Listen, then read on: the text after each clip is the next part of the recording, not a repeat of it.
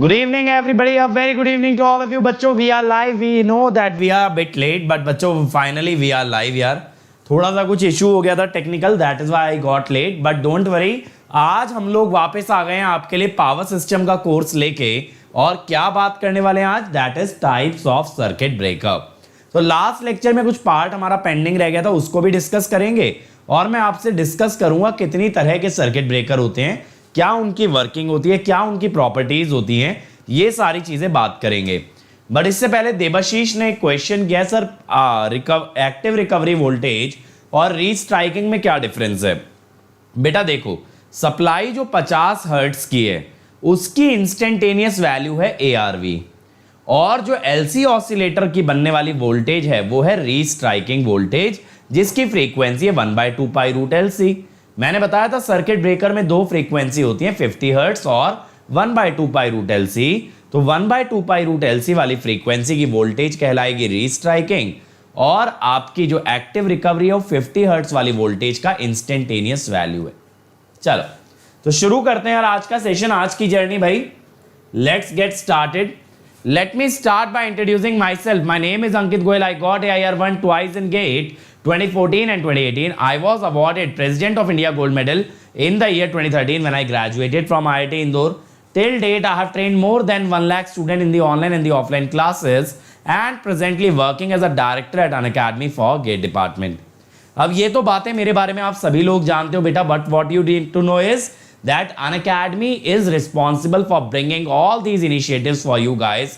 और Unacademy की बदौलत इस टीम का हर एजुकेटर अपना best of the best content आपको फ्री ऑफ कॉस्ट प्रोवाइड कर पा रहा है, and that is what we should be really really thankful about. तो बेटा इसी बात पे Unacademy के लिए दिल बन जाना चाहिए. Unacademy is not only an organization, it is a revolution, it is unmatchable, unbeatable and uncomparable. अब बेटा अगर आप लोगों को Unacademy के फ्री इनिशिएटिव्स को एक्सेस करना है तो आप ना सिर्फ इस YouTube चैनल पे बल्कि Unacademy ऐप पे भी एक्सेस कर सकते हो, जहां आपको मिलती हैं free classes, free quizzes, free test series और Unacademy कॉम्बैट. तो बेटा अगर वहां एक्सेस करना है तो Unacademy ऐप आपको इंस्टॉल करना पड़ेगा फ्रॉम ऐप स्टोर और प्ले स्टोर, और कोई भी फ्री इनिशिएटिव पे क्लिक करके you can use the invite code Ankit ESE to access that initiative. इसके अलावा यार देखो, मेरी सारी स्पेशल क्लास आपको यहां मिल जाएंगी. अभी डेली दोपहर 12:30 बजे मैं नेटवर्क के PYQ लगवा रहा हूं. अगर मेरे साथ PYQ सॉल्व करना चाहते हो तो अपकमिंग स्पेशल क्लास में लिंक मिलेगा 12:30 बजे. नेटवर्क के लिए सब लोग जुड़ जाएंगे. इसके अलावा मेरे बच्चों देखो, हमारा ये लिंक है जिसपे इस चैनल के सारे वीडियोस, उनके लेक्चर PDF आपको मिलेंगे. तो you don't need to make any notes, you will get everything here. इसके अलावा देखो, आप चाहो तो प्लस पे आ सकते हो. प्लस पे आपको क्या मिलता है? इंडिया के सभी टॉप एजुकेटर का कॉम्प्रिहेंसिव के साथ क्रैश कोर्स आपको मिलता है. कंटेंट के नाम पे daily assignment, weekly quiz, test series, question bank. और सिर्फ यहीं क्यों रुके, अगर कोई डाउट आ जाए बेटा, डाउट भी आपका आंसर किया जाता है. और एक सब्सक्रिप्शन में you get access to everything. 1 year, 2 year, 3 year, foundation, placement, interview, PSU, हर तरह का बैच मिलता है. कोई क्लास मिल जाए, कोई क्लास अगर आप लोगों की छूट जाए तो you can watch it recorded.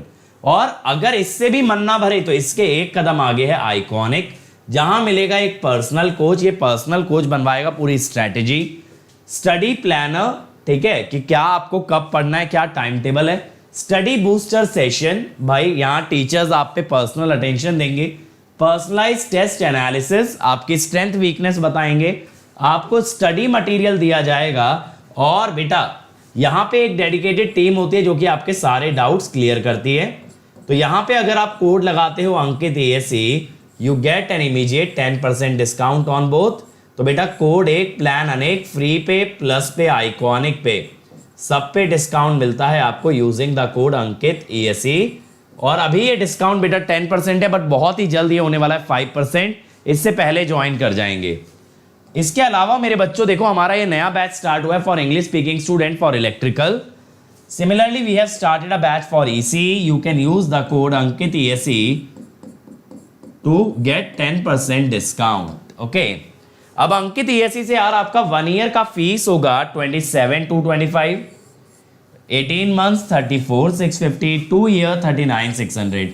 मैं रिकमेंड करूंगा 2 ईयर के लिए जाना, पर मंथ कॉस्ट मिनिमम पड़ता है. और आप इसको EMI पे परचेज कर सकते हो। EMI डेबिट कार्ड पे अवेलेबल है, विदाउट एनी इंटरेस्ट आप 12 इक्वल EMI में पे कर सकते हो।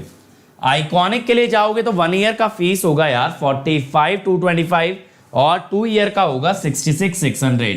आई वुड रिकमेंड कि आप 2 ईयर के लिए जाइए ताकि पर मंथ कॉस्ट मिनिमम आए and you can pay in terms of EMI। तो यार आज का सेशन शुरू करने से पहले हमारा एक motivational quote, the secret to getting ahead is getting started. तो यार देखो, तैयारी का ना जो पहला कदम होता है वो सबसे मुश्किल होता है। कोई भी नए काम की शुरुआत मुश्किल होती है, उस काम को करना मुश्किल नहीं है। तो बेटा जब आप ये डिसाइड कर लेते हो ना कि यार नहीं, मुझे लाइफ में अचीव करना है, मुझे करना ही करना है, और उसके लिए अपना पहला कदम उठा लेते हो, तो फिर बेटा आगे की जर्नी ना ये फर्स्ट स्टेप से आसान होती है। मैं ये नहीं कहूंगा आगे कोई मुश्किल नहीं आएगी, लेकिन बेटा आगे जो मुश्किलें आएंगी ना वो ये पहले कदम के मुकाबले काफ़ी ईजी होंगी। ठीक है, काफ़ी ईजी होंगी। तो इस चीज़ पे ध्यान देना बेटा कि आप लोग पहला कदम उठा चुके हो, तो आप लोग अपना जो मुश्किल वाला पार्ट था वो ऑलरेडी कर चुके हो। अब आगे की जर्नी ये डिसीजन लेने के मुकाबले ज़्यादा आसान होगी। बस इस कंसिस्टेंसी को बनाए रखना। जो भी बच्चे अटेंड कर रहे हैं वो अटेंड करते रहना लेक्चर्स को मिस मत करना, वरना बाद में बहुत समस्या आएगी। इतना कोर्स कलेक्ट हो जाएगा कि वाइंड अप नहीं कर पाओगे।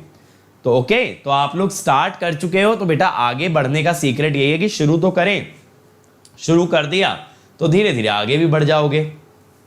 यार आज मैं आपको PDF दे दूंगा इस लेक्चर का भी और पिछले का भी, डोंट वरी।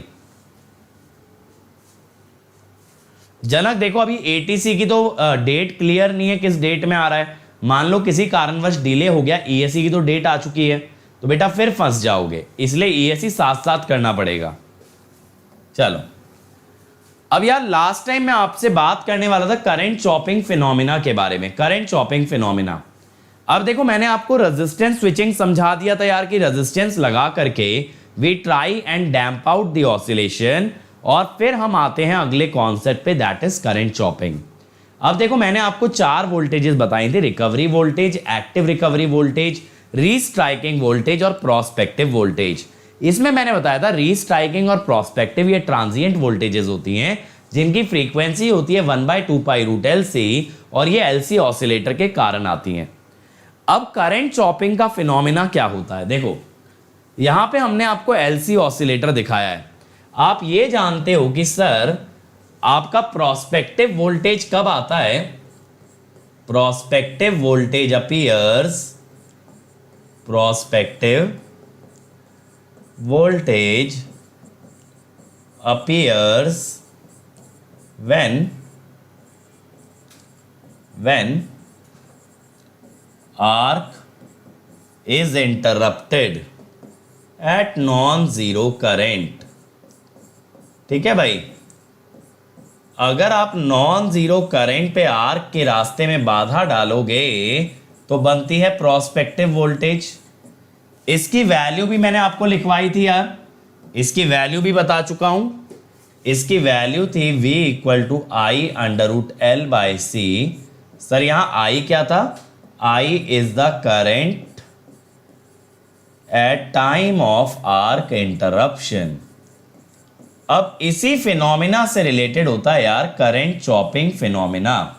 यहां हम क्या कहते हैं कि अगर आप नॉन जीरो करंट पे आर्क को इंटरप्ट करोगे, अगर आप नॉन जीरो करंट पे आर्क को इंटरप्ट करोगे तो अचानक से एक प्रोस्पेक्टिव वोल्टेज पैदा होगी। ये प्रोस्पेक्टिव वोल्टेज क्या करेगी? सर्किट ब्रेकर की प्लेट्स के बीच में करा देगी डाइलेक्ट्रिक ब्रेकडाउन। अब जैसे ही सर्किट ब्रेकर की प्लेट्स के बीच में होगा डाइलेक्ट्रिक ब्रेकडाउन, तो बीच में बन जाएगी आर्क, और ये आर्क बनने से there will be flow of current between the two plates, यानी कि आर्क विल रीस्ट्राइक। अगर आपने आर्क को इंटरप्ट किया, आपने तो ये सोच के इंटरप्ट किया कि अगर मैंने आर्क को इंटरप्ट कर दिया तो आर्क खत्म हो जाएगी, लेकिन आपने गलती क्या कर दी? आपने नॉन जीरो करंट पे इंटरप्ट किया, जिस कारण से प्रोस्पेक्टिव वोल्टेज बनी। अब जैसे ही ये प्रोस्पेक्टिव वोल्टेज बनी, इसने क्या किया? डाइलेक्ट्रिक ब्रेकडाउन करा दिया, और जैसे ही डाइलेक्ट्रिक ब्रेकडाउन हुआ तो आर्क वापस आ गई। तो फिर आप फिर से इंटरप्ट करोगे, फिर प्रोस्पेक्टिव बनेगी, फिर से आर्क आएगी, फिर इंटरप्ट करोगे, फिर प्रोस्पेक्टिव बनेगी, फिर से आर्क आएगी।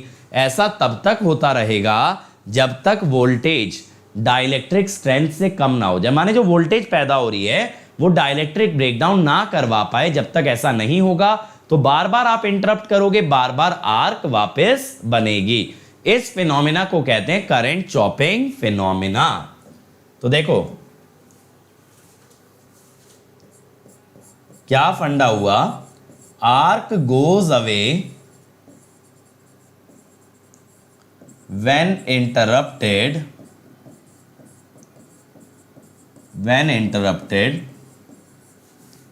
but due to prospective voltage के कारण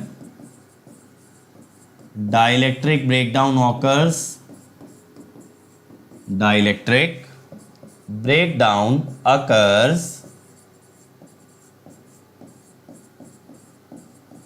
and arc comes back। ठीक है, arc comes back। तो this multiple restriking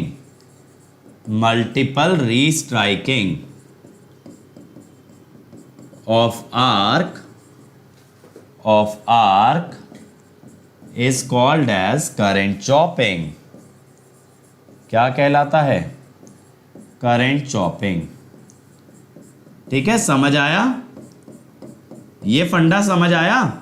जब जब आप नॉन जीरो करंट पे इंटरप्ट करोगे, हर बार प्रोस्पेक्टिव वोल्टेज डेवलप होगी, और जब जब प्रोस्पेक्टिव वोल्टेज डेवलप होगी तब दोबारे से आर्क आपकी प्रोड्यूस होगी। ठीक है, ये बात क्लियर हुई भाई? इरफान बेटा मेरे हिसाब से आप पीछे से देखना स्टार्ट कर दो और डेली टारगेट करो 2 से 3 वीडियोस निपटाने का, बहुत जल्द कैचअप कर जाओगे। ठीक है भाई, ये क्लियर हुआ ना? इस पे आगे बात करते हैं। अब देखो यार, वेवफॉर्म की अगर बात करें, प्रोस्पेक्टिव वोल्टेज ये है I√L/C। देखो हुआ क्या, हमने ना इस इंस्टेंट पे आर्क को इंटरप्ट किया। जैसा कि आप देख सकते हो कि यहां करंट आपका नॉन जीरो था, करंट नॉन जीरो था ना। देखो ये वाली जो वोल्टेज चली आ रही है ना, ये कौन सी है? रीस्ट्राइकिंग। रीस्ट्राइकिंग तो हमेशा बनेगी। कौन सी बनेगी? रीस्ट्राइकिंग। लेकिन बेटा जैसे ही आपने आर्क को इंटरप्ट किया, तुरंत ये कौन सी वोल्टेज आ गई? प्रोस्पेक्टिव वोल्टेज बढ़ गई ना, वोल्टेज बढ़ गई। ठीक है, या इसको रीस्ट्राइकिंग मत बोलो यार, इसको आप क्या बोलो, ये वो चल रही है 50 हर्ट्ज वाली वोल्टेज, क्योंकि रीस्ट्राइकिंग तो इंटरप्ट करने पे आती है। ये 50 हर्ट्ज वाली वोल्टेज है जो सप्लाई के कारण आ रही है, जो सप्लाई के कारण आ रही है। ठीक है, अब जैसे ही आपने आर्क को इंटरप्ट किया मेरे भाई, जैसे ही आपने आर्क को इंटरप्ट किया, तुरंत क्या बन गई? Prospective voltage. ठीक है, प्रोस्पेक्टिव वोल्टेज बन गई। अब जैसे ही प्रोस्पेक्टिव वोल्टेज बनी, दोबारे से आर्क आ गई, दोबारे से आर्क आ गई, तो आर्क रीस्ट्राइक। इस पॉइंट पे ना आर्क रीस्ट्राइक। बेटा मैं कुछ वर्ड्स तो इंग्लिश में ही बोल रहा हूं, अब आप चाहो कि कंप्लीट सेंटेंस दोनों लैंग्वेज में रिपीट करूं तो उससे तो यार बहुत ज्यादा टाइम लग जाएगा। समझ आया? देखो यहां आर्क वैनिश हो गई थी, लेकिन हाई वोल्टेज बनने की वजह से आर्क वापस आई। फिर आपने वापस से आर्क को इंटरप्ट किया यार, यहां पे आपने आर्क को फिर से इंटरप्ट किया।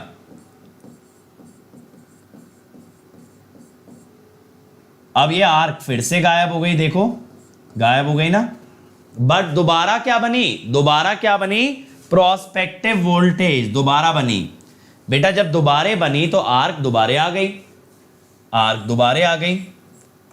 तो अब अगर आप करंट की वेवफॉर्म देखो, आपको ऐसा नहीं लगता कि करंट की वेवफॉर्म में से बीच बीच के सेक्शन काट दिए गए हैं, कट कर दिए गए हैं? करंट की वेवफॉर्म में बीच बीच के सेक्शन गायब हैं, इसीलिए इसको क्या बोला? Current chopping. क्या बोला गया इसको? Current chopping.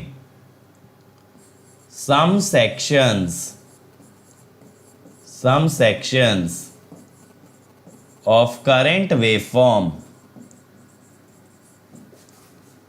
current waveform have been removed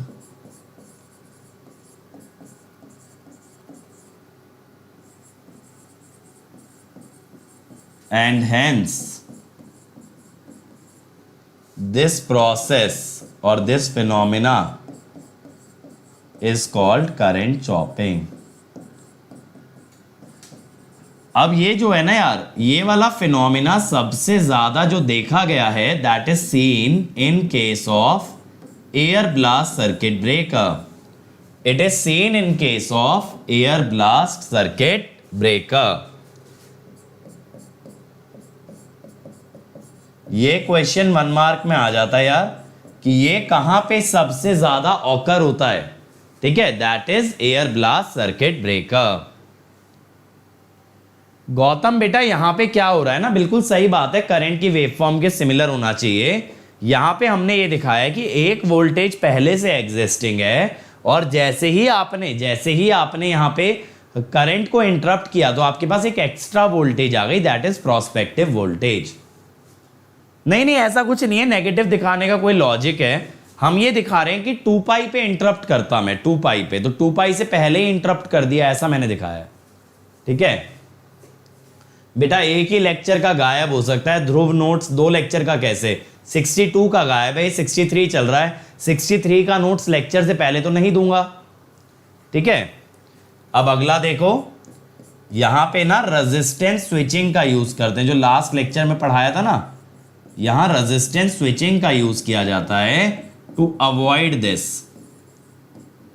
क्यों भाई, मैंने लास्ट लेक्चर में बताया था रेजिस्टेंस क्या करता है. रेजिस्टेंस क्या करता है, आपका जो पावर है या जो एनर्जी है इंडक्टर का, जो कैपेसिटर में कन्वर्ट हो रहा है, उसका कुछ हिस्सा डिसिपेट करा देता है और बाकी का कन्वर्ट होता है, जिससे कि प्रोस्पेक्टिव वोल्टेज कम हो जाती है. अगर प्रोस्पेक्टिव वोल्टेज कम हो गई तो आर्क दोबारे आने के चांसेस बहुत कम है. ठीक है,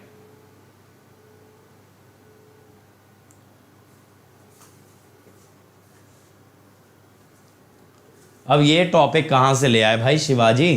चलो बात पे ध्यान दे. मैं क्या बता रहा हूं कि रेजिस्टेंस क्या करेगा. रेजिस्टेंस क्या करेगा बेटा, रेजिस्टेंस आपका एनर्जी को डिसिपेट करा देगा, तो कैपेसिटर में एनर्जी कम पहुंचेगी. एनर्जी कम पहुंचेगी तो वोल्टेज भी कम बनेगी. वोल्टेज कम बनेगी तो आर्क रीस्ट्राइक होने के चांसेस भी कम हो जाएंगे. As simple as that. तो ये 2 पॉइंट जो मैंने लास्ट में लिखा है ना, ये याद रखना. न्यूमेरिकल तो इस पे देखो प्रोस्पेक्टिव वोल्टेज का ही बनेगा, लेकिन ये 2 पॉइंट्स जो है ना थ्योरी क्वेश्चन के अंदर पूछ लिए जाते हैं. चल आगे चले. अब देखो यार, रेटिंग्स ऑफ सर्किट ब्रेकर की हम बात करेंगे कि क्या क्या रेटिंग्स होती हैं. सबसे पहले रेटेड वोल्टेज. रेटेड वोल्टेज का मतलब ये नहीं होता कि ये कितनी वोल्टेज पे ऑपरेट करेगा या कितनी वोल्टेज पे डाइलेक्ट्रिक ब्रेकडाउन आएगा. ये मतलब होता है वोल्टेज एट 50 और 60 हर्ट्ज, जो सप्लाई की फ्रीक्वेंसी है, that can be safely handled by circuit breaker. बात को समझना, ये ना तो रिकवरी वोल्टेज है, ना ये एक्टिव रिकवरी है, ना ही ये रीस्ट्राइकिंग है. ये क्या है, सर्किट ब्रेकर के साथ जो लिख के आई है ना वोल्टेज, ये वही है. देखो जैसे यहां लिखा हुआ है, पता नहीं आप लोग देख पा रहे हो या नहीं, इस इमेज में लिखा है 415 वोल्ट, और ये क्या होगी, ये लाइन टू लाइन वोल्टेज होगी. यानी इतनी वोल्टेज अगर आती है तो भाई कोई समस्या नहीं होगी, ये आराम से अपना बिंदास चलता रहेगा. लेकिन इससे ज्यादा आई तो दिक्कत हो सकती है. What is the phase angle between voltage and current at circuit breaker contact at the time of operation? Pintu यार देखो, जब सर्किट ब्रेकर की प्लेट सेपरेट होती है तो आर्क बनती है, तो सर्किट ब्रेकर कंडक्टिंग था और कंडक्टिंग ही रह जाता है ड्यू टू आर्क. तो वहां पे आपका फेज एंगल क्या होगा, tan inverse x by r, जो मैंने आपको ARV में लिखवाया भी था, K1 K2 K3 Vm sin phi, वो phi है. ठीक है शिवाजी बेटा, इन सब चक्करों में मत पढ़ो बेटा, पढ़ने पे ध्यान दो, कुछ बनना है इस बार, है ना. चलो आगे चलते हैं। Rated current, similarly current that can be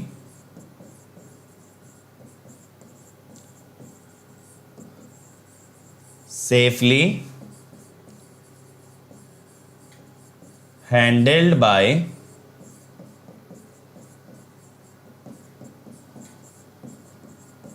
circuit breaker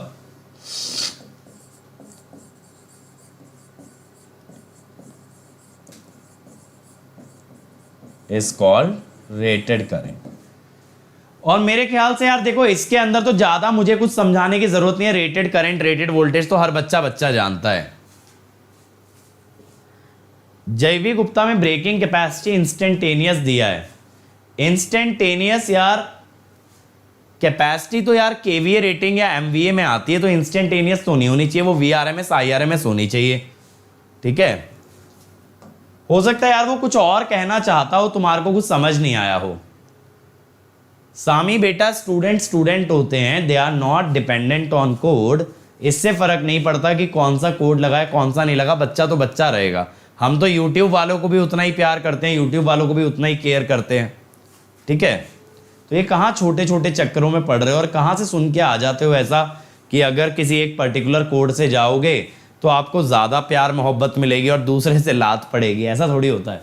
चलो, नंबर ऑफ यूनिट ऑपरेशन। अब देखो क्या होता है, जब जब सर्किट ब्रेकर आप ओपन और क्लोज करोगे तब तब उसके अंदर आर्क आएगी। अब ऑब्वियसली यार आर्क का टेम्परेचर इतना हाई है कि कुछ ना कुछ डैमेज वो सर्किट ब्रेकर को जरूर करके जाएगी। सोचने वाली बात है ना यार, इतना हाई टेम्परेचर है तो क्या सर्किट ब्रेकर में डैमेज नहीं होगा? बिल्कुल होगा। इस कारण से बेटा circuit breaker gradually over time धीरे धीरे खराब होता जाता है। ठीक है, धीरे धीरे खराब होता जाता है। तो एक समय तक ही आप उसको चला सकते हो, उससे ज्यादा उसको नहीं चला पाओगे, उसके बाद उसको रिप्लेस करना पड़ता है। तो यहां पे क्या होता है, number of open and close या फिर ब्रेक एंड मेक। ओपन होना माने ब्रेक करना सर्किट को, क्लोज होना माने बनाना सर्किट को। Operations after which a circuit breaker must be replaced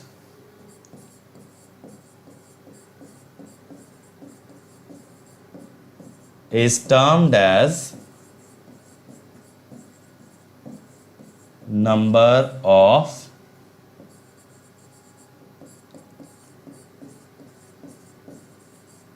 unit operations is termed as the number of unit operation। ये यूनिट ऑपरेशन का मतलब ना, वन यूनिट ऑपरेशन का मतलब ये होता है, अरे भाई अभी मैं कोई सर्किट ब्रेकर एक्सप्लेन नहीं कर रहा, उनकी रेटिंग्स बता रहा हूं। ये फिगर तो साइड में दिखा रखी है ऐसे, फिगर एक्सप्लेन करने के लिए थोड़ी लगाई है।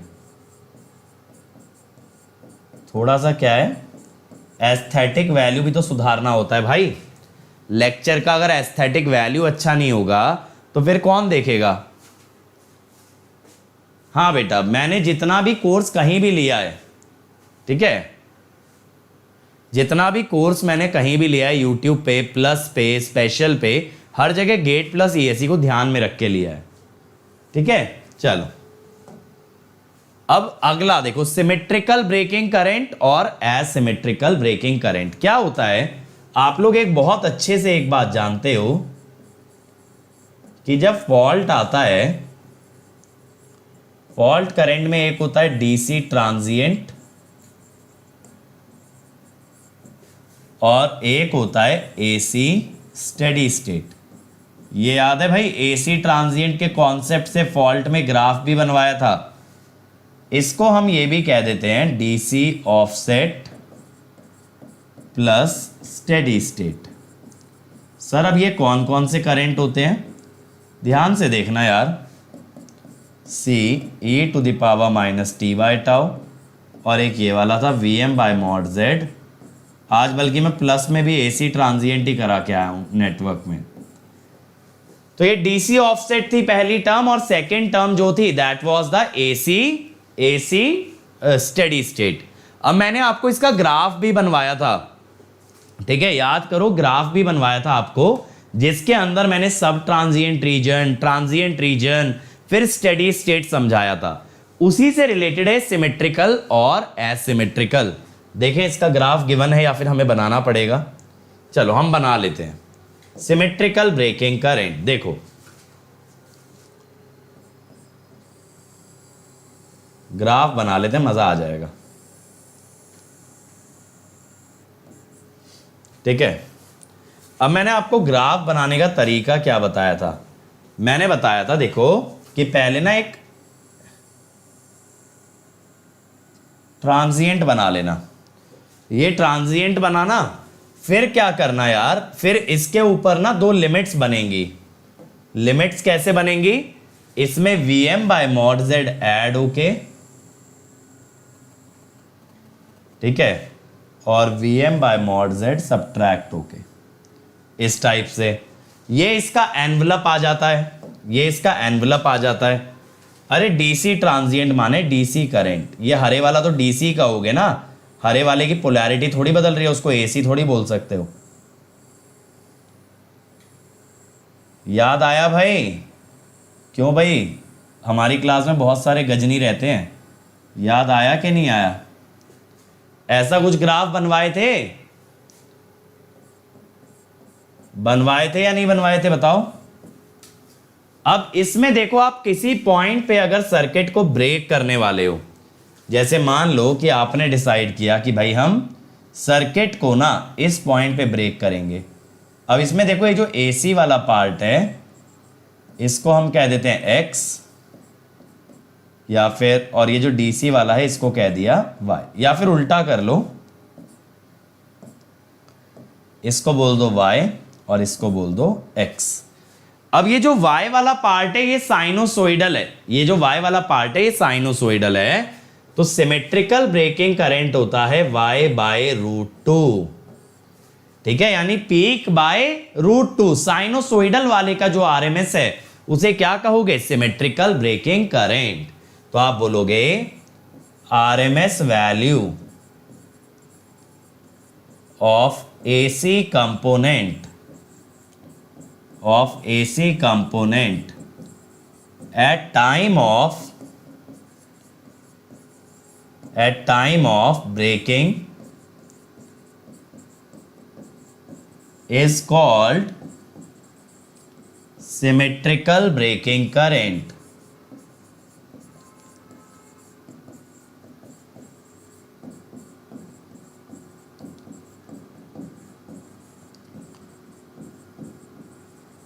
ठीक है, इसको सिमेट्रिकल ब्रेकिंग करंट बोला जाता है। ये बात क्लियर हो गई भाई? सिमेट्रिकल ब्रेकिंग करंट क्या है, समझ आया? चलो अब अगला asymmetrical breaking current. Asymmetrical breaking current का मतलब होता है यहां पे total RMS value of fault current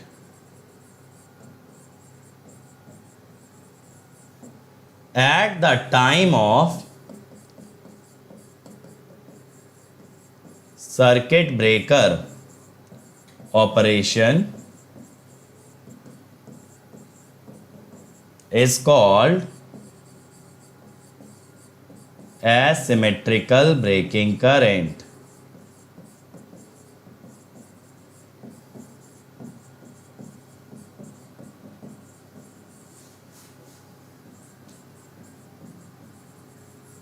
ठीक है, तो यहां पे क्या होता है ना, I asymmetrical RMS X square plus Y by √2 का स्क्वायर। मेरे हिसाब से आप लोग ये फोरियर सीरीज से जानते होंगे कि कैसे आरएमएस निकालते हैं, डीसी प्लस एसी की √DC square plus AC RMS square. ठीक है, ये बात क्लियर है? चलो आगे चलें। Making capacity. अब सर ये मेकिंग कैपेसिटी क्या है? बेटा क्या होता है, मेकिंग करंट वो होता है जहां सर्किट ब्रेकर ओपन नहीं हो रहा, but it is the maximum value of the current that will be handled by the circuit breaker. The maximum current that will be handled by the circuit breaker.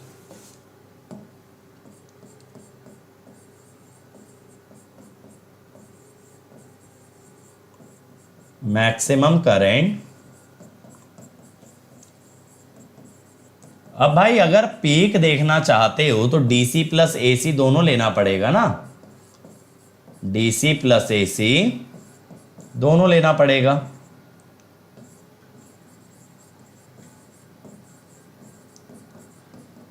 तो मैंने आपको एक चीज बताई थी यार जब हमने फॉल्ट पढ़ा था कि भाई डीसी करंट हर बार नहीं निकालते, हम उसकी जगह क्या करते हैं, एसी करंट लेके उसमें एक फैक्टर मल्टीप्लाई कर लेते हैं so that it can include DC as well as AC, DC as well as AC.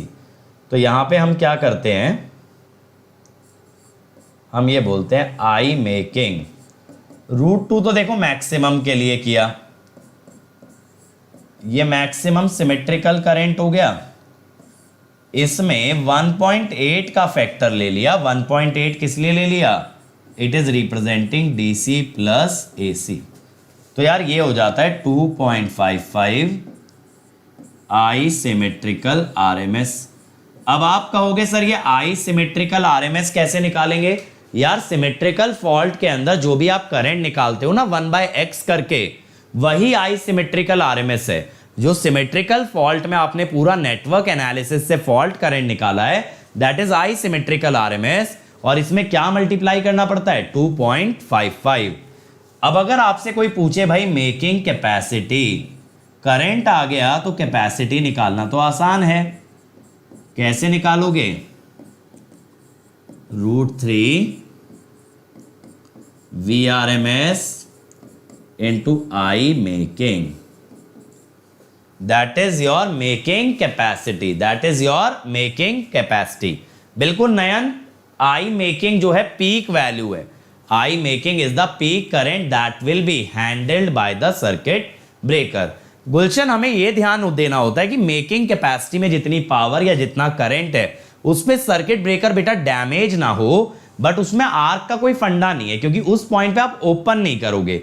जब तक आप ओपन नहीं करोगे आर्क तो बनेगा नहीं, लेकिन इतने करंट पे ना डैमेज ना हो, that is the major challenge, that is the major challenge. ठीक है, चलो शॉर्ट टाइम करंट रेटिंग। अब शॉर्ट टाइम करंट रेटिंग क्या होता है, यहां पे हम ये कहते हैं circuit breaker can carry very high current for short duration of time. भाई हाई करंट अगर ज्यादा टाइम तक फ्लो करा दोगे तो सर्किट ब्रेकर ही नहीं चलेगा, सर्किट ब्रेकर खत्म ही हो जाएगा। तो ये जो होता है ना हाई करंट जो कि शॉर्ट ड्यूरेशन ऑफ टाइम के लिए आता है, इसे कहते हैं शॉर्ट टाइम करंट रेटिंग। ठीक है, समझ आया? क्योंकि देखो हीट क्या होती है, हीट होती है I²R × T।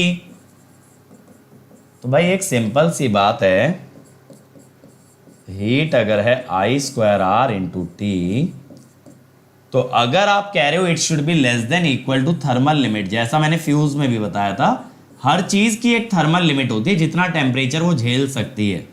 तो हम क्या कहेंगे, as I increases time decreases. जितना हाई करंट फ्लो कराओगे उतना ही कम ड्यूरेशन के लिए कराना पड़ेगा, वरना सर्किट ब्रेकर डैमेज हो जाएगा। नहीं किंग यार, ये जो है ना रेटिंग हमने फिक्स कर रखी है 1.8, एक एक्सपेरिमेंटल फैक्टर है जो हमने मान लिया है, that includes DC as well as AC. इसमें circuit breaker to circuit breaker vary नहीं कराएंगे। ठीक है, अब देखो यहां पे मैंने दिखा भी दिया है कि ये वाला जो कंपोनेंट है यार, this is your DC component, और उसके ऊपर हमने क्या किया है, ये एसी का पीक वैल्यू है। ये जो ग्राफ अभी मैंने आपको हाथ से ड्रॉ करके दिखाया वही ग्राफ यहाँ पे है। तो ये डीसी में peak value of AC add भी होता है और सब्ट्रैक्ट भी होता है, उससे एनवलप बन जाता है, उसके बीच में कर्व ड्रॉ कर लेते हैं। ठीक है, अब आ जाते हैं टाइप्स ऑफ सर्किट ब्रेकर पे। ठीक है, हमें ये बात करना है कितनी तरह के सर्किट ब्रेकर हैं। तो देखो जो न्यूमेरिकल वाला पोर्शन है ना वो हमारा कवर हो चुका है, तो मैं एक काम कर देता हूं यहां पे आप लोगों के लिए ना फॉर्मूला समरी लिख देता हूं। क्यों भाई, चाहिए? बट इसका ना आपको स्क्रीनशॉट लेके रखना पड़ेगा यार। फॉर्मूला समरी लिख दे रहा हूं। सबसे पहला फॉर्मूला हमने देखा, शायद सबसे पहले मैंने आपको प्रोस्पेक्टिव वोल्टेज ही बताया था।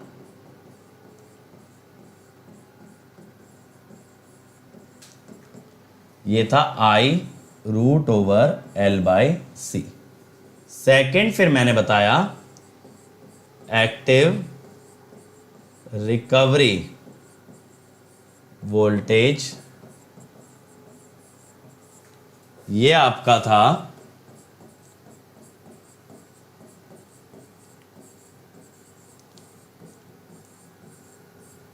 ठीक है।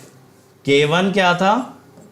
Reduction due to armature reaction. K2 first pole to clear factor. इसमें याद करो मैंने बहुत अच्छे से आपको डिटेल में समझाया था।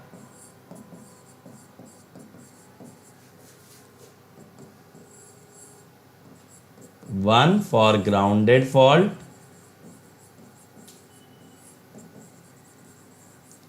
1.5 फॉर अनग्राउंडेड फॉल्ट। ठीक है ये चीज मैंने बताई थी। अब K3 क्या था? K3 1 या √3 होता है डिपेंडिंग ऑन फेज और लाइन। तीसरा मैंने आपको बताया रीस्ट्राइकिंग वोल्टेज। देखते चलना फॉर्मूले, बहुत ज्यादा फॉर्मूले नहीं है सर्किट ब्रेकर के अंदर, बट हाँ यार कुछ तो है ही। गेट में जो है ना इससे ज्यादातर लॉजिकल सवाल आता है, लेकिन बाकी एग्जाम्स में ऐसे डायरेक्ट न्यूमेरिकल भी आ सकता है। फिर RRV rate of rise of restriking voltage, इसकी मैक्सिमम वैल्यू थी ARV/√LC और इसकी एवरेज वैल्यू थी RRV एवरेज 2ARV/π√LC। ठीक है, फिर इसके बाद हमने देखा resistance ½ √L/C to avoid oscillation. ये रेजिस्टेंस स्विचिंग आया था हमारा। ठीक है, फिर हमने देखा I making 2.55 I symmetrical RMS। ठीक है, इसके बाद फ्रीक्वेंसी ऑफ ऑसिलेशन 1/2π√LC। इन्हीं सब फॉर्मूले पे न्यूमेरिकल बन सकता है। ठीक है, इसके बाहर तो आपका देखो कोई भी न्यूमेरिकल नहीं जाएगा, इसके बाहर आपका कोई भी न्यूमेरिकल नहीं जाएगा। ये पूछ रहे हैं रोहित कि भाई क्या रिलेशन है मेकिंग और ब्रेकिंग का? मेकिंग हमेशा ज्यादा होता है क्योंकि सब ट्रांजिएंट रीजन में है, और ब्रेकिंग ट्रांजिएंट रीजन में तो वो कम होता है। नहीं यार नयन, सब सर्किट ब्रेकर का ना टॉलरेंस अलग अलग है। कुछ सर्किट ब्रेकर ज्यादा करंट झेल लेते हैं, कुछ कम झेल लेते हैं। ठीक है, सही है भाई। इसका स्क्रीनशॉट ले लो एक बार, मैं फ्रेम से हट जाता हूं, जल्दी से इसका स्क्रीनशॉट ले लेंगे एक बार। ठीक है, चलो नहीं लिया तो आप वीडियो पीछे करके ले लेना, इससे ज्यादा टाइम मैं नहीं दूंगा। चलो, आई सिमेट्रिकल का फॉर्मूला कहां से लिखूं? वो तो फॉल्ट से आता है ना सतीश, उसका कोई डायरेक्ट फॉर्मूला थोड़ी है। फिर भी आप लिखना चाहते तो लो भाई, I symmetrical 1/x1 equivalent per unit. यही तो हमने फॉल्ट में निकाला था। हाँ हाँ, क्योंकि देवाशीष यहां पे Vm जो है वो फेज वोल्टेज है, ये फेज है, ठीक है, ये फेज पीक है, इसीलिए यहां पे √3 से मल्टीप्लाई करना पड़ेगा। बेटा पीएचडी इजी या डिफिकल्ट की बात ही नहीं होती, पता है पीएचडी में मैं आपको यहां पे ये बताऊं, पीएचडी के लिए नॉलेज नहीं चाहिए, पीएचडी के लिए चाहिए परसिवरेंस, पीएचडी के लिए चाहिए पेशेंस। और पढ़ाई के मामले में बेटा मेरे अंदर इतना पेशेंस नहीं है कि मैं किसी एक्सपेरिमेंट को लेके बैठूं और 2-3 साल तक रिजल्ट ना आए तो भी उस पर लगा रहा हूं, समझ रहे हो, वो मेरा एक वीक पॉइंट है। तो मेरे प्रोफेसर्स ने भी मुझे यही सजेस्ट किया था, यार जॉब के पीछे मत जाओ, आप पीएचडी के लिए जाओ। लेकिन एक तो फैमिली की फाइनेंशियल कंडीशन की, फैमिली को फाइनेंशियली सपोर्ट करना था यार, और दूसरा रीजन हो जाता है कि पीएचडी लायक तो पेशेंस कभी था ही नहीं। जब जॉब के अंदर एक ही चीज करने में मैं 11 महीने में बोर हो गया तो यार 3-4 साल कैसे कर सकता हूं। टीचिंग में तो पता है क्या होता है, टीचिंग में भले ही सेम कॉन्सेप्ट पढ़ाओ, लेकिन बच्चे नए आते हैं ना तो उसको मजा आता है दोबारा से दोहराने में। बट पता है टीचिंग के अंदर भी मैं एक ही चीज बार बार पढ़ा के बोर हो जाता हूं, इसीलिए मैंने इस बार आपको फिजिक्स करा दिया एएआई का, मेरे लिए वेरिएशन हो गया। अभी देखो मैं कंप्यूटर साइंस वालों के लिए डिजिटल ले रहा हूं, मेरे लिए फिर वेरिएशन हो गया। आगे चल के मैं सोच रहा हूं कि फिजिक्स थोड़ा और फुल टाइम पढ़ाने में काम किया जाए, तो मुझे ये चाहिए होता है, मुझे थोड़ा सा नयापन चाहिए होता है, ठीक है। चलो अब यार देखो classification of circuit breakers, classification किस बेसिस पे होती है कि सर्किट ब्रेकर की प्लेट्स के बीच में आप कौन सा मीडियम ले रहे हो, या आप किस तरह से सर्किट ब्रेकर की आर्क को एक्सटेंट करने वाले हो, इस बेसिस पे क्लासिफिकेशन होता है। तो जनरली 4 देखते हैं, air circuit breaker, SF6, vacuum और ऑयल। इन चारों के बारे में मैं आपसे बात करूंगा बेटा, लेकिन इनमें ना बहुत ज्यादा डिटेल में मत जाना। रीजन बीइंग कि इस पे से क्वेश्चन बहुत रेयरली पूछा जाता है, ये सिर्फ आपके नॉलेज और सिर्फ आपको थोड़ा सा इंसाइट देने के लिए है, लेकिन इस पे डायरेक्टली क्वेश्चन शायद 25-30 साल में 1 या 2 आए हैं, इससे ज्यादा सवाल आए नहीं है। तो सर्किट ब्रेकर से वैसे ही यार 3-4 साल में एक क्वेश्चन आता है, अब उसमें से भी टाइप्स ऑफ सर्किट ब्रेकर में से आए, बहुत rare of the rare possibility है, इसलिए इसको एक बार ऊपर ऊपर से देखेंगे, बेसिक समझेंगे, इसकी डिजाइनिंग के अंदर नहीं घुसेंगे। मतलब ये नहीं देखेंगे एयर ब्लास्ट अंदर से कैसा दिखता है, कहां पे क्या लगा होता है, वो सब नहीं, कैसे काम करता है वो इंपॉर्टेंट है। पवन जहां से क्वेश्चन आ सकता है बेटा, मैंने सारे फॉर्मूले समराइज करा दिए। एक याद करो, मैंने आपको एक छोटा सा फंडामेंटल बताया था कि जो सर्किट ब्रेकर फॉल्ट के सबसे करीब है उसे सबसे पहले ऑपरेट होना चाहिए। ये एक ऐसा लॉजिक है जिस पे बहुत बार क्वेश्चन देखा गया है। चलो पहले पे आते हैं यार, एयर सर्किट ब्रेकर। ये एयर सर्किट ब्रेकर क्या होता है, यहां पे फिगर भी बना हुआ है। ये एक ऐसा सर्किट ब्रेकर है जिसमें कि हम कूल एयर को प्लेट्स के बीच में पुश करते हैं। आप देखो मैंने आर्क इंटरप्शन मेथड में बताया भी था कि अगर आप कूल एयर को एकदम से पुश करते हो तो वो आर्क के जो भी आयंस होते हैं ना उन्हें अपने साथ ले जाती है, उन्हें अपने साथ ले जाती है। अब आर्क का वहां क्रॉस सेक्शन एरिया कम हो गया था, आर्क की लेंथ घूम करके बढ़ गई थी। अब आर्क की लेंथ भी बढ़ गई, आर्क का एरिया भी कम हो गया। इस कारणवश हुआ क्या कि आर्क का रेजिस्टेंस बढ़ गया, आर्क का रेजिस्टेंस बढ़ गया। तो ये सर्किट ब्रेकर उसी चीज पे काम करता है, that we push the air between the plates of circuit breaker to remove the arc. तो देखो क्या बोला है, this circuit breaker will operate in air, the quenching medium is arc at atmospheric pressure. Arc गलत लिख दिया है, quenching medium will be air at atmospheric pressure, यानी कि प्रेशर 1 atm पे आप एयर को भेजोगे सर्किट ब्रेकर के अंदर, और वही क्वेंचिंग मीडियम है। क्वेंचिंग मीडियम मतलब होता है ऐसा कौन सा मीडियम है जो आर्क बुझाने में आपकी मदद करता है। संजय बेटा मैंने रैंक प्रेडिक्टर के लिए अनअकैडमी टीम से बोला है, क्योंकि चीजें मेरे हाथ में नहीं है, बट डेफिनेटली मैं आपको इतना बता दूं, मैं डेली बेसिस पे रोज पुश करता हूं टीम को कि आप लोगों के लिए रैंक प्रेडिक्टर आना चाहिए। अगर देखो आएगा तो अगले वीक के मिड तक आ जाएगा, नहीं आना होगा तो फिर नहीं आएगा। लेकिन डेफिनेटली यार मैं रोज इस चीज पे लगाऊं ताकि आप लोगों को फायदा मिल सके, आप लोग डिसाइड कर सको आगे बढ़ना है, ठीक है। अब ये कहां तक यूज होता है, देखो ये इंपॉर्टेंट है, 15 kV, 15 kV। अब यहां दो चीजें हैं, एक है प्लेन एयर सर्किट ब्रेकर, एक है air blast circuit breaker. Plain air का मतलब है बस एयर को अंदर अलाउ कर देते हैं और एयर ब्लास्ट का मतलब है एयर को फोर्स किया जाता है। जैसे ब्लोअर की मदद से अगर एयर अंदर भेजोगे तो ज्यादा फोर्स के साथ जाएगी, उसे कहोगे एयर ब्लास्ट। और सिर्फ एयर को अगर अंदर आपने इनलेट कर दिया तो that is plain air circuit breaker. अब प्लेन एयर सर्किट ब्रेकर का क्या होता है? The arc chute will have small compartments and many division which are metallic separated plate. देखो ये है, याद है मैंने आर्क स्प्लिटर बताया था, याद है मैंने आपको बताया था आर्क स्प्लिटर क्या होता है? They are metal plates, they are metal plates, ठीक है। अब ये मेटल प्लेट्स जो होती हैं, देखो जब यहां पे आपका एयर से आर्क ऊपर जाएगी तो आपकी आर्क जो होती है ना वो मल्टीपल पार्ट्स में ऐसे डिवाइड हो जाती है। तो ये जो मेटल प्लेट्स होती हैं ये क्या करती हैं? They divide an arc into multiple smaller arcs. इसको मैंने आर्क स्प्लिटर का नाम दिया था अगर आपको याद हो, ठीक है। आर्क छोटे छोटे हिस्सों में डिवाइड हो जाती है।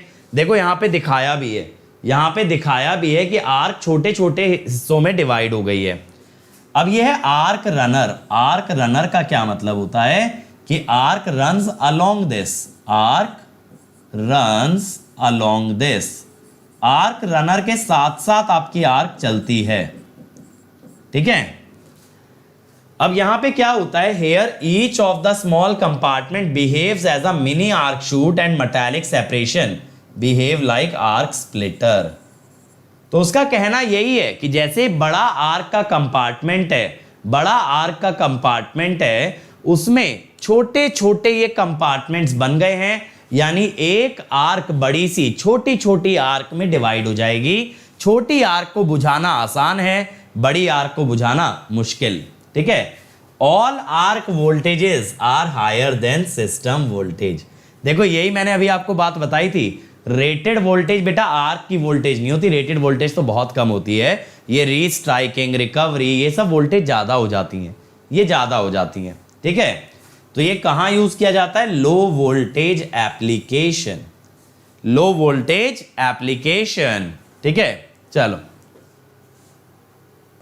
अब एयर ब्लास्ट सर्किट ब्रेकर, भाई ये जाता है हाई वोल्टेज पे। देखो वोल्टेजेस, वोल्टेजेस देखेंगे, बहुत हाई वोल्टेज पे एयर ब्लास्ट सर्किट ब्रेकर जाता है।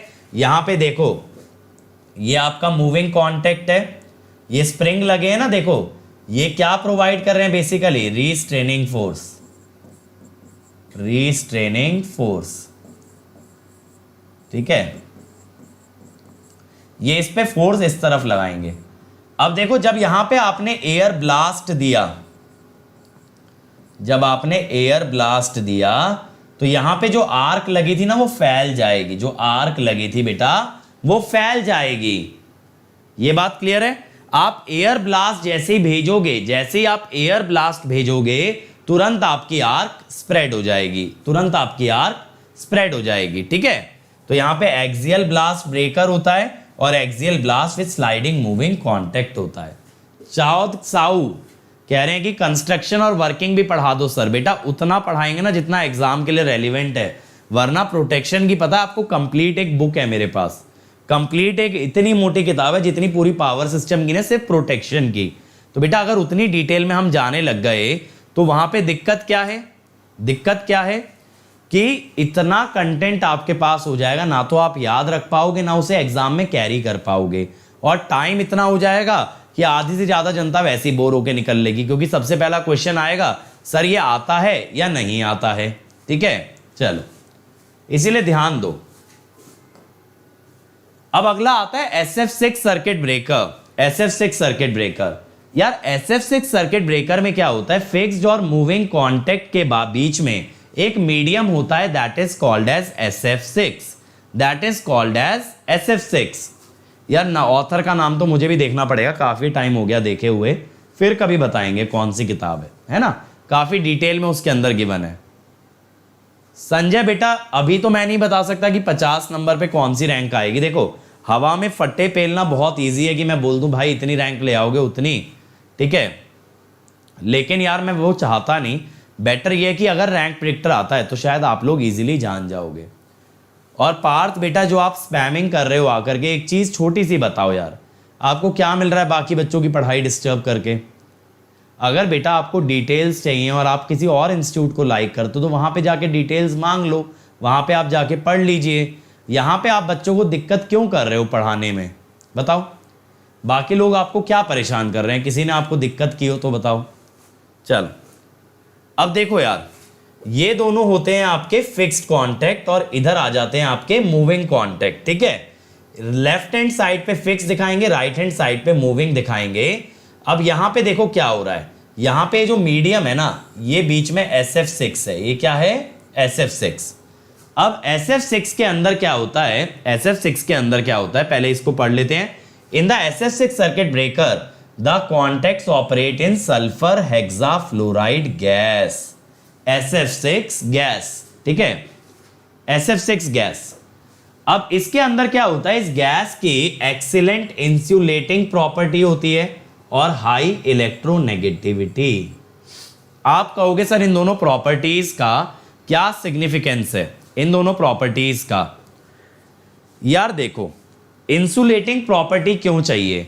क्योंकि आपका मूविंग और फिक्स कांटेक्ट जब अलग हो जाए तो उसके बीच में जो गैस है उसमें से करंट फ्लो नहीं करना चाहिए। जब आपका फिक्स्ड और मूविंग कांटेक्ट अलग अलग हो जाए तो बीच में मीडियम कैसा होना चाहिए? डाइलेक्ट्रिक होना चाहिए, या फिर आप ये कह सकते हो बीच का मीडियम इंसुलेटिंग होना चाहिए। अब आप कहोगे सर ये हाई इलेक्ट्रोनेगेटिविटी क्यों? यार क्या होता है ना, जब आर्क बनती है तो टेम्परेचर बहुत हाई होता है, तो जो भी आपका मीडियम होता है उसमें से इलेक्ट्रॉन बाहर आ जाते हैं due to that thermal energy. ठीक है, due to that thermal energy electron बाहर आ जाते हैं। लेकिन अब बेटा इसकी इलेक्ट्रोनेगेटिविटी इतनी हाई होती है कि वापस अपने इलेक्ट्रॉन्स को अंदर खींच लेता है, वापस अपने अंदर वापस ले लेता है। तो जब ऐसा होता है तो वापस से इलेक्ट्रॉन खत्म होने लगते हैं।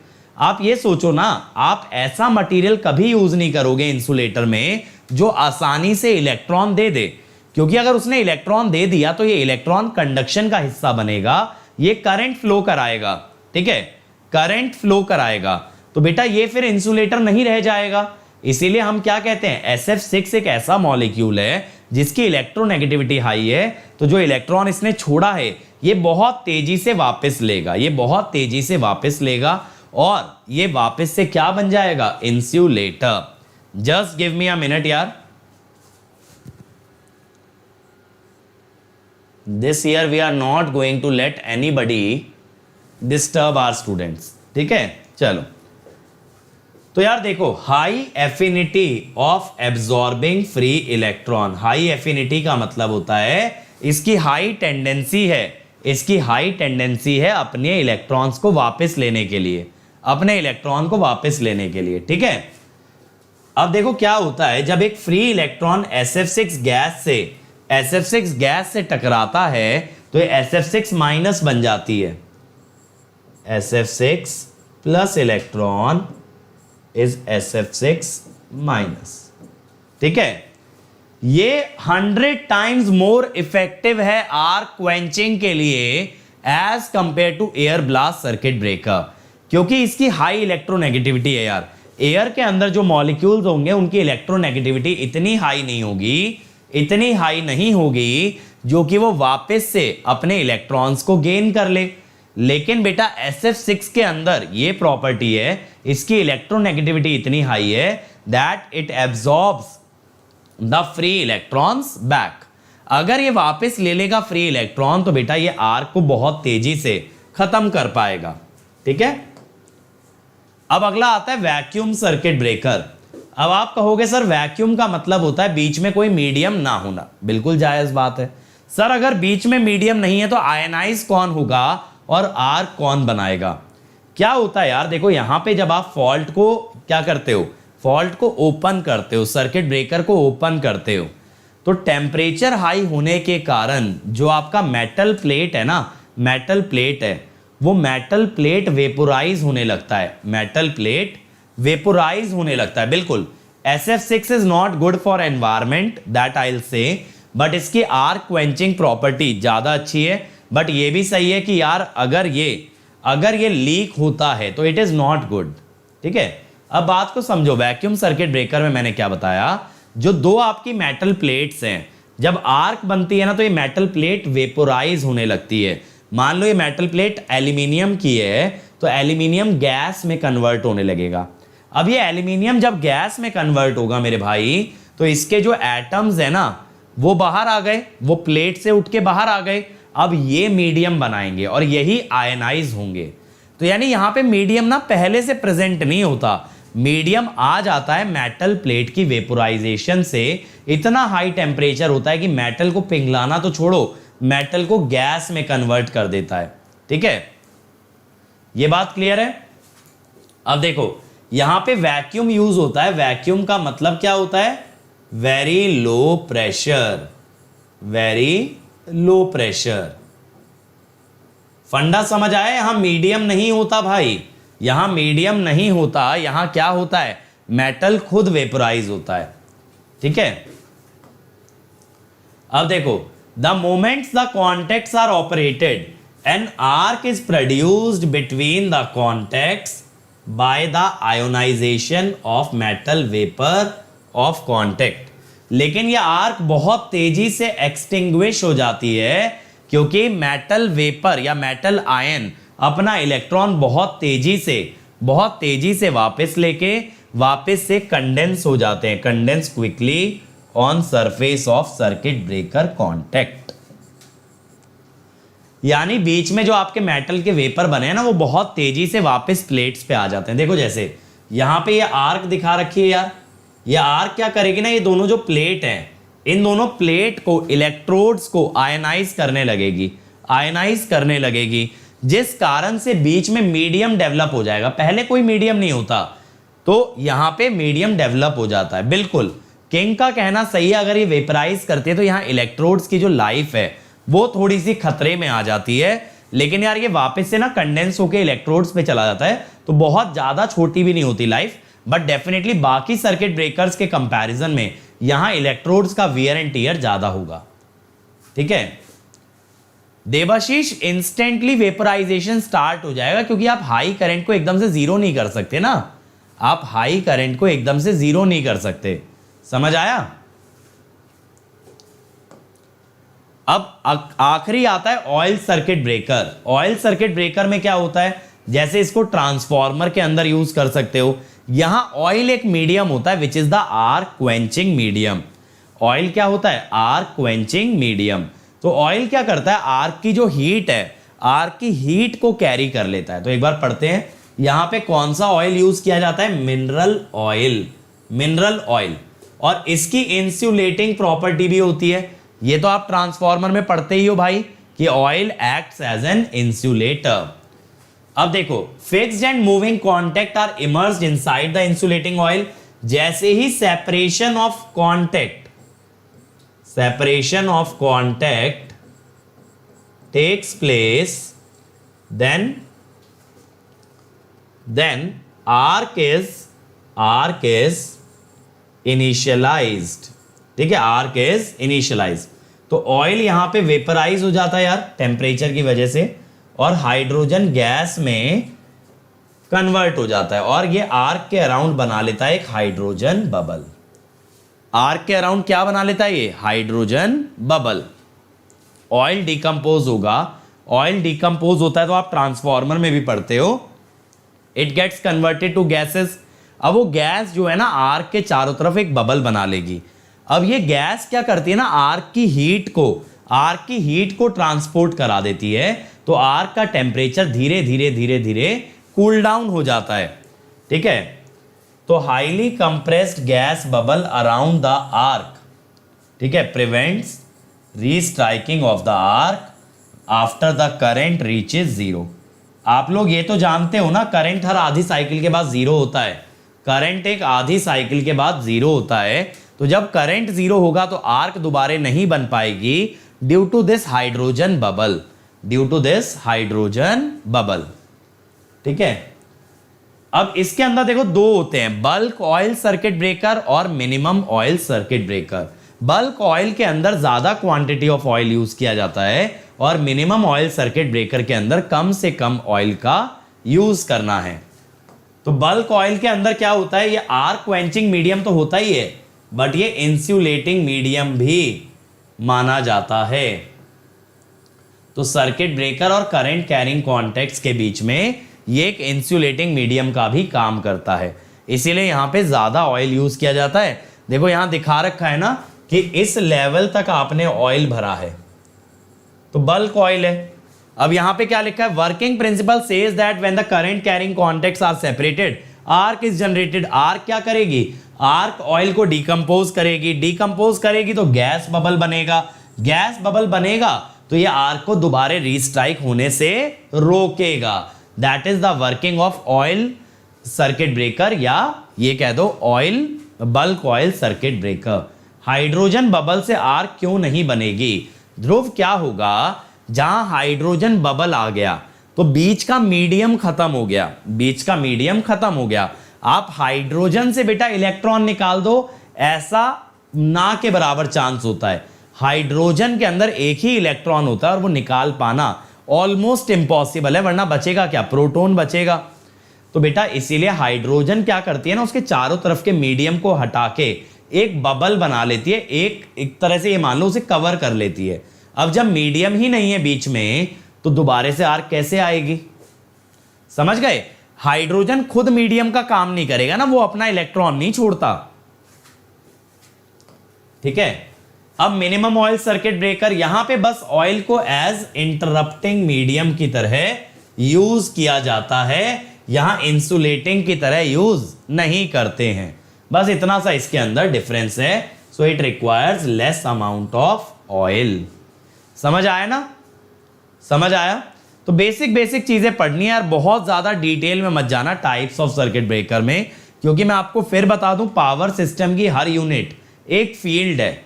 अगर आप वैसा पढ़ना चाहते हो तो बेटा फिर एमटेक में आप कीजिए या पीएचडी में आप कीजिए, तो आप हर जगह ये चीज कर सकते हो। लेकिन बीटेक में अगर आप ऐसा करोगे तो बेटा पावर सिस्टम ना आपके कम से कम 2 से 3 सेमेस्टर, बल्कि ज्यादा ही 4 सेमेस्टर भी खा लेगा, तब भी पावर सिस्टम निपटेगा नहीं। पता हमारे कॉलेज में पूरी की पूरी पीएचडी कर रहे थे लोग लोड फ्लो में, सोच के देखो, लोड फ्लो में आप लोगों के लिए वो 6-7 घंटे की यूनिट है, लेकिन उसमें पीएचडी भी हो सकती है। तो बेटा इंजीनियरिंग एक इतनी वास्ट फील्ड है ना, ये बहुत ज़रूरी होता है क्या पढ़ना है, उससे ज़्यादा ज़रूरी है क्या नहीं पढ़ना है। तो बहुत लोग हो सकता है आपको भटकाने की कोशिश करें, लेकिन बेटा मैं ये मानता हूँ एक एवरेज स्टूडेंट के लिए फर्स्ट ऑफ ऑल 12 से 15 सब्जेक्ट बैलेंस करना बहुत डिफिकल्ट है। अब अगर हर टीचर अपना best of the best knowledge देने लग गया ना एक एक सब्जेक्ट में, तो आप लोगों के इतने मोटे मोटे नोट्स हो जाएंगे कि भाई डिक्शनरी भी क्या चीज़ होगी, क्या तो पीएचडी वालों के पास भी मटेरियल होता होगा, इतना आपके पास होगा, बट उतना मटेरियल आपको लाइफ में आगे नहीं लेके जाएगा। देखो बहुत लोग ऐसा कहते हैं कि सर नॉलेज और सक्सेस प्रोपोर्शनल है, ठीक है, लेकिन ऐसा नहीं है, they are not directly proportional. Knowledge plus a lot of factors contribute to success, knowledge itself is not the single factor, और समटाइम्स तो नॉलेज एक फैक्टर होती भी नहीं यार। अब आप ये सोचो जितने भी नेता लोग होते हैं, जितने भी पॉलिटिशियंस हैं, तो नॉलेज तो एक है ही नहीं ना एक कंट्रीब्यूटिंग फैक्टर। ध्रुव यार इसमें से छोटा मोटा क्वेश्चन आ जाएगा, जैसे कि बल्क ऑयल सर्किट ब्रेकर में ऑयल का क्या यूज है, आप बोलोगे arc quenching medium as well as insulating medium. तो बेटा बहुत सारे फैक्टर एक साथ जुड़ जाते हैं, जैसे कि एग्जाम टेम्परामेंट हो गया, फिर आपका एटीट्यूड हो गया, फिर आपका माइंडसेट की पॉजिटिव थिंकिंग रखते हो, नेगेटिव थिंकिंग, बहुत सारे फैक्टर्स होते हैं। तो अगर सिर्फ और सिर्फ नॉलेज पे इतना डट जाओगे ना तो एग्जाम से बहुत दूर चले जाओगे। और मैं ये मानता हूं एक एवरेज स्टूडेंट के लिए यार बीटेक के साथ एक एग्जाम निकालना खुद में बहुत बड़ी बात होती है। एक इंटेलिजेंट आदमी या आईआईटीएंस के लिए हो सकता है जर्नी थोड़ी सी आसान हो, ठीक है, लेकिन आपके लिए जब आप एक एवरेज कॉलेज को बिलोंग करते हो, कॉलेज ने 4 साल बर्बाद कर दिए, अब आपको वन शॉट में 15 सब्जेक्ट तैयार करने हैं, तो फिर भाई जर्नी उतनी टफ हो जाती है। सर तो पैसा पड़ी या नॉलेज, पैसा बढ़ा या नॉलेज, यार देखो डिपेंड करता है आप किस सेक्टर में हो। अब देखो जैसे मुझे जो नॉलेज है वो मेरे लिए अर्निंग कर देती है, वो मुझे पैसा कमा के दे देती है। कुछ जगहों पे नॉलेज मैटर नहीं करती यार। अब जैसे मान लो कोई रिक्शा चलाने वाला है या कोई हलवाई है, ठीक है, या फिर कोई मिठाई वाला है, तो यहाँ सब्जेक्ट नॉलेज कहाँ से मैटर करेगी, वहां उनकी स्किल मैटर करती है। तो ओवरऑल यार देखो, अगर लाइफ में आपको कहीं जॉब करनी है, कोई अच्छा काम करना है, कोई बड़ा बनना है, स्किल मैटर करेगी। ये जो सिर्फ कॉन्सेप्चुअल नॉलेज है ना, ये आपको एग्जाम क्रैक करा देगी, उसके आगे स्किल डेवलप करना पड़ेगा जिस भी फील्ड में काम करते हो। तो कंसेप्चुअल नॉलेज का जब पर्पस ही सिर्फ एग्जाम क्लियर कराना है, तो कंसेप्ट उतना डेवलप करो जिससे एग्जाम निकल जाए। उसके बाद जिस जॉब में जाते हो या हायर स्टडीज में जाते हो, जिस पर्टिकुलर फील्ड को टारगेट करते हो, उसको बहुत डिटेल में पढ़ना। जैसे पीएचडी में क्या होगा ना, इलेक्ट्रिकल का एक एक सब्जेक्ट, एक एक टॉपिक खुद में एक एक फील्ड बन जाएगा।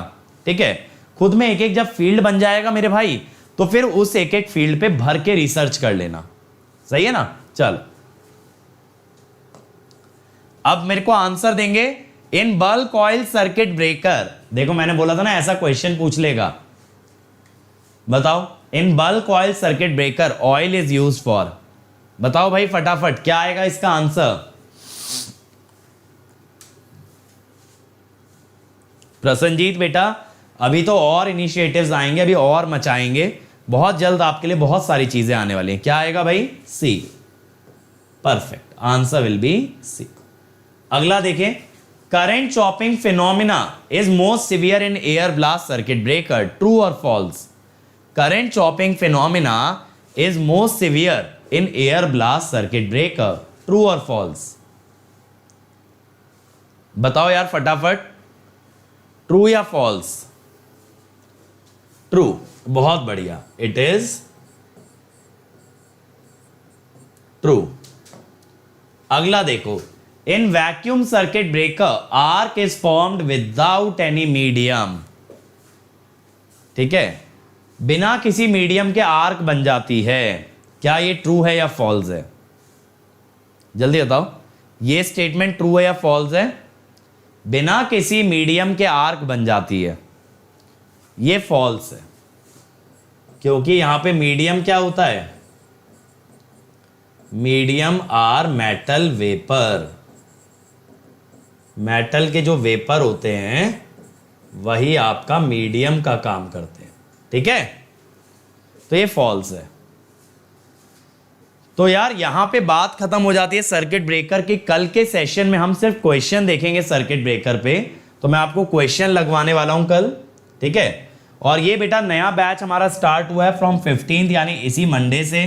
तो आपको अगर इस बैच का हिस्सा बनना है, you can use the code Ankit ESC, Ankit ESC। ठीक है, अब अंकित ESC से आपका 1 ईयर का फीस क्या होगा? 27,225, 18 मंथ्स 34,650, 2 ईयर 39,600।